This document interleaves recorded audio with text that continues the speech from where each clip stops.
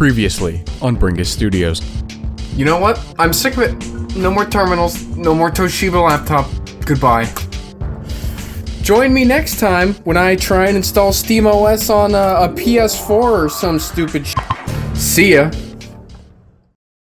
Future regret never looked so yellow. So it seems like you guys really enjoy watching me suffer through Linux on atrocious PC hardware, considering a cumulative 4.7 years of human life was spent watching it. So I figured I could at least make good on my promise of putting SteamOS on a PS4, which is also atrocious PC hardware for those of you that didn't know. So today we're gonna see if I can get any further on my journey to enjoy specifically none of the parts about the Steam Deck that actually make it good.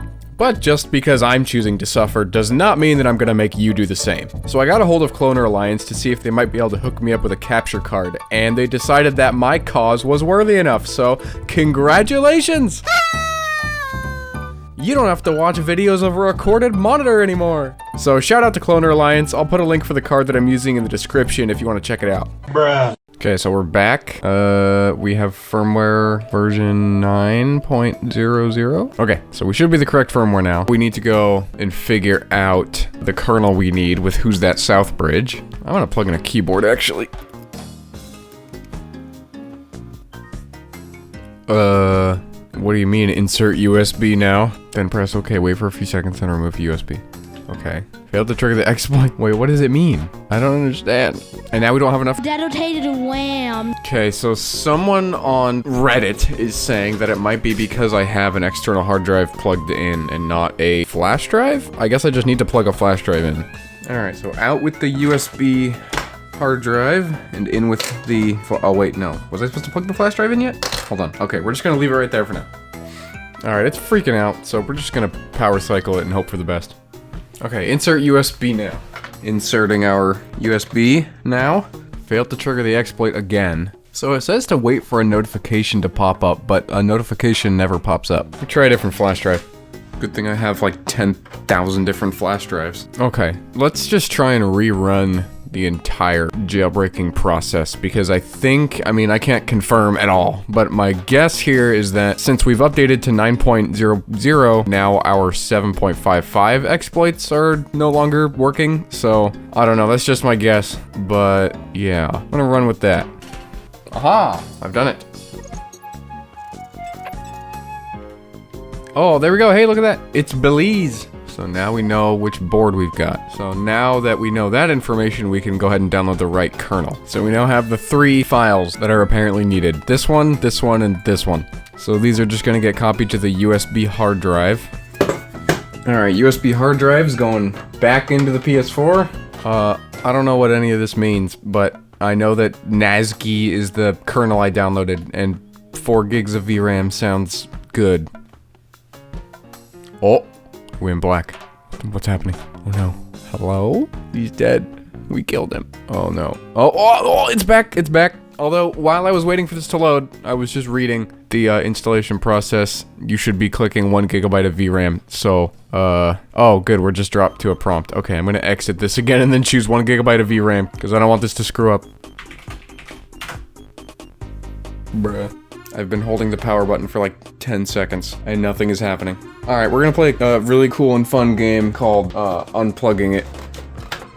We are back at the terminal with 1 GB of VRAM. We are ready to go.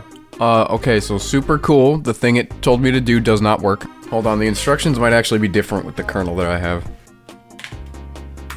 Oh, there we go. Oh, no valid USB device found. It might just not be finding my external hard drive, which is weird because that's where all the files for this are at. But I'm gonna plug in another flash drive and maybe it'll just use that. So I've got the files on both an external drive and a flash drive. Let's run it again, see what'll happen. It better not tell me there's no USB devices because there's literally 2 this time. No, why? I don't understand. It just doesn't work. So this that we're in right now is like a tiny little rescue thing. Just like a tiny little version of Linux just to get SteamOS installed. And there's different versions of that, and I'm gonna just try a different version. A few moments later. Oh, buddy. It found the hard drive. We're getting somewhere. Oh, man. I'm getting PTSD. Back to the Toshiba. Oh, man. It's going. Is this good or bad? Supposedly, we were 1 command away from running SteamOS, but, black screen? Good or bad? Okay, here it is. We are in Linux.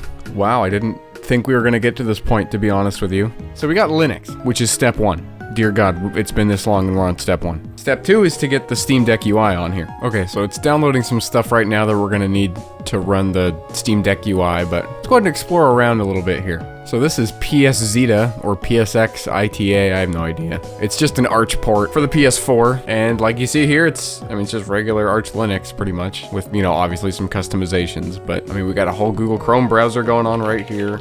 Pretty cool, pretty cool. It's got some emulators built in as well. It's got the Wii U emulator, GameCube, Wii, PlayStation, N64, PSP, RetroArch. It's got regular Steam in here. We just want to install the Deck UI. Hey, that's good to see. All right. So we have the regular Steam client up and running here. I think actually we are officially further than I got with the Toshiba laptop at this step right here, having Steam open. This is, we didn't get any further than this last time. Okay, so now that Steam is configured, we need to launch it using the Deck UI, which we can just do in the terminal here. Oh, look at that. Look at that. We're getting there. Oh man, I'm actually really excited. This has been such a long time coming. It dropped us out and we're back. Oh man. Oh man. Come on. There we go. There we go. Look at that. It's like we have a Steam Deck right now, right in front of us. This is awesome. It's not letting me update. Not sure why this is happening. So I rebooted the PS4 because I couldn't get past that update error on Steam. The tried and true method of mashing the enter key a billion times made it get past the error. So now we're here. So let's play some games. This video is sponsored by PCBWay. I assume you've already heard of PCBWay before at this point. They do custom electronic circuit boards, 3D printing, CNC machining, all that cool stuff. But you might be thinking to yourself, that's pretty neat, but I don't really have a use for that. I don't even know how to design my own PCBs. And that's fine, because guess what? Same.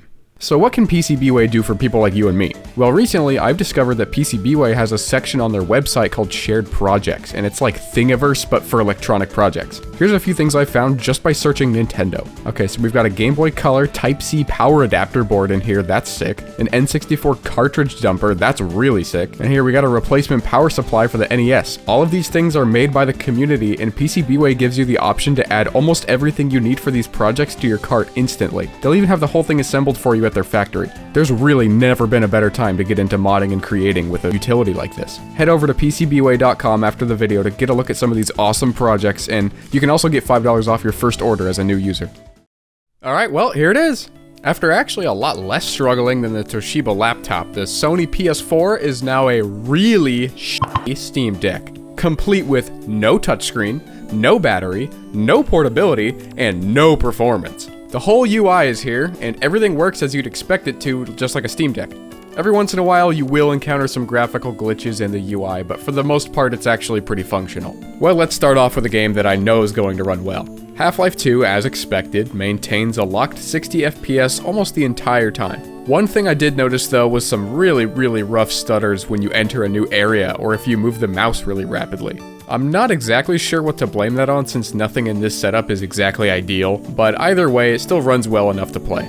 Black Mesa actually runs a little better than Half-Life 2, but I did have to take the quality settings down to as low as possible. At the very least though, the PS4 running Steam on Linux isn't actually that bad, it can kinda hold its own. Or at least that's what I thought before I tried running Doom, which took a century to load and then did this, so that's cool. But out of curiosity, I actually installed Doom on my main PC, which has a Ryzen 9 5900X and an NVIDIA RTX 3070, and then I had the PS4 stream the game through Steam. And this actually worked really well, like it felt like I was playing on my actual PC hardware, just, you know, like a little more input lag than usual. I can absolutely see the use case for Steam on the PS4 as like a living room game streaming box or something. If you want to run games on the local hardware though, the PS4 is really only good for older and simpler titles, and the older and simpler you go, the better. Here's Team Fortress Classic running like a champ, as expected. Got a little sussy here as well, everything running real nice on the old Mogus. Let's pop over to some emulation now. Wii runs fantastic, just a little stuttering here and there, but nothing game-breaking. It seems to about be the theme of PS4 Linux. GameCube is even better, no complaints at all to be had here. I gave our PCS3 a shot, but unfortunately it wouldn't boot up any games. The PS4's hardware just is not quite good enough to make it happen. You know what is here though is a real nice throwback to Windows XP. I also ran Geekbench to get a good idea of how the PS4's CPU stacks up against other PC processors, and holy shit, man, this thing is hot garbage. Look at this. Here it is up against a $45 computer I found on eBay. The PS4 has 34% worse single core performance than this $45 eBay computer. Multi-core performance is about equal. That's not good. This is a second gen Intel i3, which has 2 cores. The PS4 has 8. It is a miracle this thing runs any games at all. So to answer the question, can you make your PS4 into a Steam Deck? I would say, yeah, absolutely. I would actually recommend it if you can manage to make your way through the jailbreaking process and then actually get Linux to load up. It can be a bit of a pain in the ass, but it's really not that bad, and it's actually got some utility as a PC. Anyway, thanks for coming along with me on this journey. We actually managed to make it happen this time. Make sure to subscribe if you want to see more videos like this in the future. I got all kinds of wacky stuff planned, and I will see you in the next one.